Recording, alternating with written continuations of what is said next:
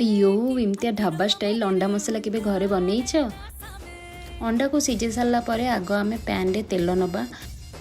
तेल रे सिझा अंडा को पकईकी चारिपटू हल्का भाजीदबा।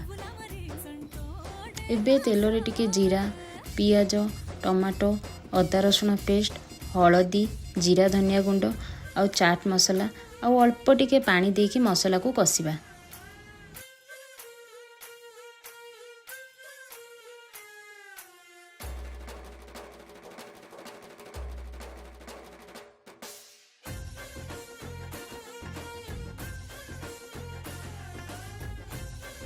मसला भलरे कषि हो गले आमे भजा अंडा को पकईकी टिके भलरे घांटी दबा।